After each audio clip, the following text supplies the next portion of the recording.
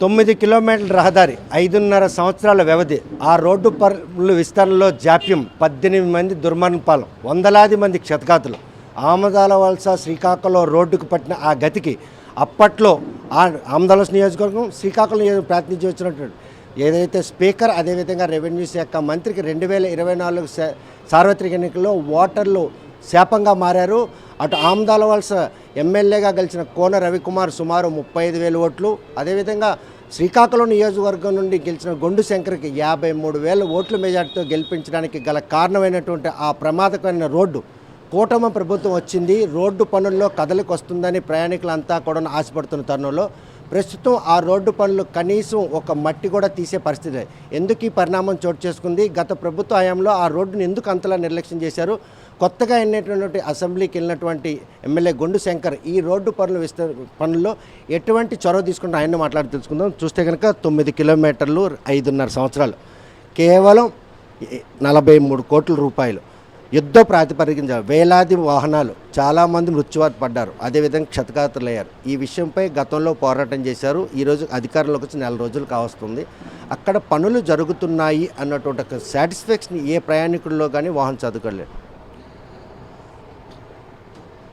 యాక్చువల్గా already pot holes మొదలుపెట్టాం, pot holes వేయడం జరిగింది. ఈ రోజు నుండి కూడా ఆల్రెడీ పనులు స్టార్ట్ అవుతున్నాయి. అయితే దీంట్లో చాలా తప్పిదాలు ఉన్నాయి. మరొక 5 సంవత్సరాలు కాదు కదా, 10 సంవత్సరాలైనా ఈ రోడ్డు కంప్లీట్ కాదు మేము కానీ చొరవ తీసుకోకపోయి ఉంటే. ఎందుకంటే గతంలో అటు స్పీకరు ఇటు మంత్రి ఇద్దరూ ఉండి ఏం చేశారనేది నాకు ఆశ్చర్యకరంగా ఉంది, బాధాకరంగా కూడా ఉంది. మీకు ఇష్టపడితే ఓట్లు వేయండి లేకపోతే లేదని రాగోల్లో మంత్రి ధర్మాన గారు అడిగిన సందర్భం కూడా ఉంది. అసలు దాని మీద బుర్ర పెట్టాల, బాధ్యత ఉండాల. సీనియర్ మంత్రులు కనీసం దానికి డబ్బులు పేమెంట్ 12 కోట్లు ఈ రోజుకి కూడా కాంట్రాక్టర్కి ఇవ్వలే. ఆ బాధ్యత లేకే, ఆ బుర్ర పెట్టకే ఈరోజు ఇంత ఘోర పరాభవం ఇద్దరు సీనియర్ నేత. నేను చెప్తున్నా, గతంలో ఈవెన్ ముఖ్యమంత్రి జగన్మోహన్ రెడ్డి అప్పటి ముఖ్యమంత్రి నేను బటన్ నొక్కాను, వేల కోట్లు లక్షల కోట్లు పంచాను అంటాడు. నిత్యం ప్రాణాలతో చెలగాటం ఆడుతున్నటువంటి రోడ్డుని ఒక 12 కోట్లలో పేమెంట్ ఇవ్వకుండా ఉంటే ఏ కాంట్రాక్టర్ చేస్తాడు? ఇక అది పక్కన పెట్టండి. దానికి utility shifting, water pipe line shifting చేయాలి, ఎలక్ట్రికల్ షిఫ్టింగ్ చేయాలి. 7 crores అబవ్ ఈ రోజుకి కూడా ఎలక్ట్రికల్కి సింగిల్ పేమెంట్ అవ్వలే. ప్లస్ ఆడికి 12 crores ఇవ్వాలా, ఈయనకి 7 crores ఇవ్వాలా. Plus compensation 7 crores. కాంపెన్సేషన్ ఎవరు ఇవ్వాలా? సోడా ఇవ్వాలంటున్నారు.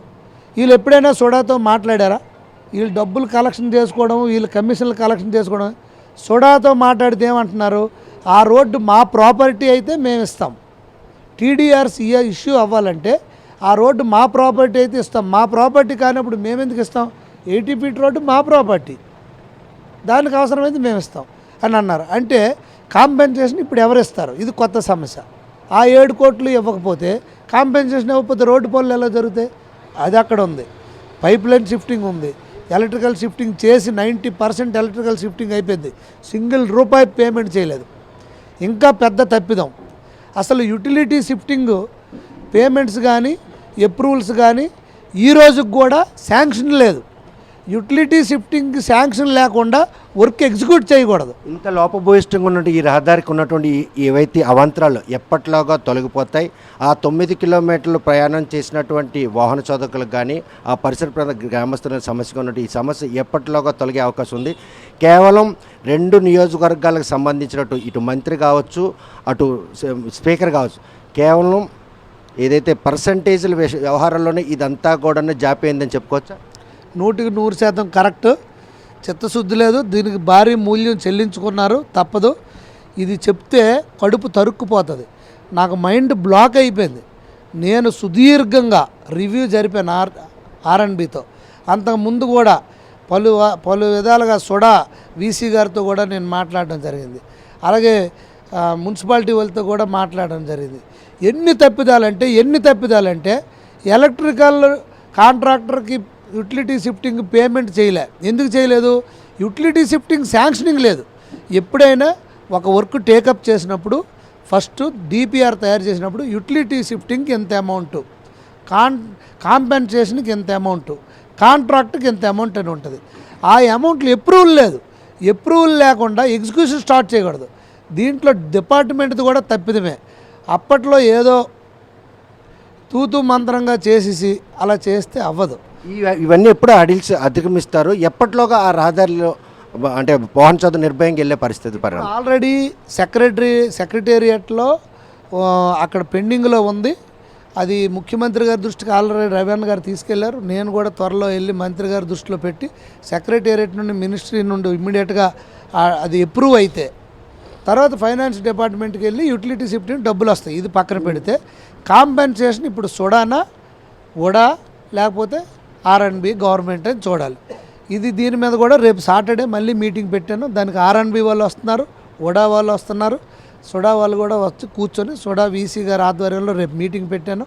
ఈ లోపల తక్షణంగా ట్రాఫిక్ ఫ్రీ ఫ్లో అవ్వడానికి కోసం మీడియన్ నుండి అటు ఒక సింగిల్ లేను ఇటు ఒక సింగిల్ లేన్ కోసం ల్యాండ్ ఎక్విజిషన్ కానీ డ్రైనేజ్ సమస్య కానీ ఏ ప్రాబ్లం ఉండదు కనుక యుద్ధ ప్రాతిపదికన రానున్న వారం 10 రోజుల్లో వర్క్ ఫుల్ ప్లెజ్డ్గా స్టార్ట్ చేసి ముందు ట్రాఫిక్ వెళ్ళే విధంగా అటు ఒక లేను ఇటు ఒక లేను. కాంట్రాక్ట్ వచ్చే పరిస్థితి ఉందా? కాంట్రాక్టర్కి నేను నాది రెస్పాన్సిబిలిటీ అని తీసుకున్నాను. నాది అలాగే కేంద్ర మంత్రివర్యులు, అలాగే రాష్ట్ర మంత్రివర్యులు, అలాగే కోన రవికుమార్ గారు మేమందరం కలిపి ఈ మాట చెప్పి మంత్రి అచ్చెన్నాయుడు ఈ మాటని స్పష్టం చేసి ఆ రహదారి నిర్మాణం విషయంలో వారం రోజుల్లో పనులు యుద్ధపాతం ఆదేశాలు జారీ చేసి 10 రోజులు కావస్తుంది. ఇప్పుడు కూడా అక్కడ కాంట్రాక్ట్ కనిపించట్లేదు. Contractor part holes already fill చేశాడు, పని అవుతుంది. కాకపోతే 12 కోట్లు ఇవ్వకపోతే మీకు జీతం ఇవ్వకపోతే ఎన్ని నెలలు జీతం ఇవ్వకపోతే మీరు పని చేస్తారు చెప్పండి? బుద్ధి ఉండాల, గత ప్రభుత్వంకి బుద్ధి బుర్ర ఉండాల. ఏదైనా ఒక పని టేకప్ చేసేటప్పుడు చిత్తశుద్ధి ఉండాలి. 4.5 సంవత్సరాలు దొన్నపోతుల్లాగా నిద్రపోయి 6 నెలల ముందు మూలపేటలో 3,000 కోట్లు ఇచ్చాము, ఈ ఇల్లు ఎక్కడ ఇది ఇచ్చాము, అక్కడ అది ఇచ్చాము, ఎవరికి మబ్బి పెడతారు? శ్రీకాకుళం నియోజకవర్గంలో 5 ఏళ్లలో అభివృద్ధి పక్కన పెడితే ఏవైతే చారిత్రక ఆనవాళ్ళుగా చెప్పుకున్న కోడిరాము స్టేడియం ఎంత ఇంపార్టెంట్, ఈరోజు ఆమదాల శ్రీకాకుళం రోడ్డు కూడా అంతే. స్టేడియం అదొక పెద్ద సమస్యల పుట్ట. అది కానీ నేను మొన్న దాని గురించి పట్టించుకోకపోతే మనకు 5 సంవత్సరాలకు కూడా స్టేడియం అవ్వదు. డిఎస్డిఓ ఉన్నాడు, మంచి ఆవే పాలు ఇవ్వదు, ఉపయోగం ఏంటి? ఆ ఆవు మంచిదే, పాలు ఇవ్వదు ఈ ఆవు డిఎస్డిఓ. అలాంటి ఆవులు మనకెందుకు? కోపం పడితే కోపం అయ్యామంటారు. యాక్చువల్గా ఒక డిఎస్డిఓగా ఎందుకు పనులు స్టార్ట్ అవ్వలేదు? మనకి స్టేడియం పనులు ఎందుకు స్టార్ట్? ఎప్పుడైనా బుర్ర పెట్టాడా? తీరా నాకు ఆర్ఎన్బి వాళ్ళు వచ్చారు, వాళ్ళు కోరిని చెప్పారు దానికి ఏజెన్సీ మేమే అని. ఆయనకు అడిగితే విజయవాడలో ఉన్నాడని చెప్పారు. ఈ ఏజెన్సీ మేమని వీళ్ళు అడిగితే ఎక్కడ ఆగింది ఏంటి? సూపర్వైజర్ ఎగ్జిక్యూషన్ అథారిటీ మాకు ఇచ్చారు అన్నారు. అధికారులకి గత ప్రభుత్వ హయాంలో పాలకులు ఎవరో కూడా అవకాశం ఇవ్వని పరిస్థితులు కనిపిస్తున్నాయి. అయితే ఏం జరిగింది? అది మొత్తం బయటకు తవ్వితే 12 కోట్లు జగన్మోహన్ రెడ్డి వచ్చి శాంక్షన్ చేశాడు. ఈ జగన్ రెడ్డి శాంక్షన్ చేశాడని ధర్మాన్ సోదరులు పెద్ద ఈవెంట్ చేసి పాలాభిషేకం చేశారు. ఈ పాలాభిషేకం చేసి ఆనందం తట్టుకోలేక ఆ కాంట్రాక్టర్ తెలివిగా వీళ్ళతో కొమ్మక్కయ్యి ఈ కాంట్రాక్టర్ని టెర్మినేట్ చేయించుకొని అవి పాత ఎస్ఎస్ఆర్ రేట్స్ అని కొత్త ఎస్ఎస్ఆర్ రేట్స్తో మళ్ళీ ఎస్టిమేషన్ వేయించుకొని మళ్ళీ టెండర్ కాల్ చేశాడు. టెండర్ 4 నెలల కిందట కాల్ ఫర్ చేశారు. అప్పుడు మళ్ళీ ఈ కాంట్రాక్టర్ కూడా పార్టిసిపేట్ చేశాడు. అప్పుడు సిఈ ఆఫీసులో ఆ మేడం ఏం చేసింది, 3 కాంట్రాక్టర్ దాంట్లో పార్టిసిపేట్ చేశారు. 3 కాంట్రాక్టర్లు పార్టిసిపేట్ చేసేటప్పుడు మళ్ళీ ఇతను టెర్మినేట్ చేస్తే మళ్ళీ ఈయనకి ఎలాగ అర్హత ఉందా, ఈయన బ్లాక్ లిస్టెడా కాదా ఏంటని చెప్పి ఆవిడ కొర్రీ వేసేసి 4 నెలల నుండి ఆ ఫైల్ అక్కడ పడుకుంది. మళ్ళీ నేను ఆలగపెట్టి ఎస్సీ గారిని పట్టుకొని ఇది చేసి ఆయన ఎందుకు టెర్మినేట్ చేశారంటే నీ కాంట్రాక్ట్ పీరియడ్ అయిపోయింది కనుక నువ్వు ఇంటికి వెళ్ళిపో అంటారు. కాంట్రాక్టర్ పీరియడ్ అయిపోతే వాడికి అడుగుతారు ఎక్స్ప్లెనేషన్, నువ్వు ఇంక చేస్తానవా లేదా, ఈఓటీ పీరియడ్కి పెట్టుకోవాలి, ఎక్స్టెన్షన్ ఆఫ్ టైం కోసం పెట్టుకోవాలి. అది పెట్టకుండా టెర్మినేట్ చేశారు.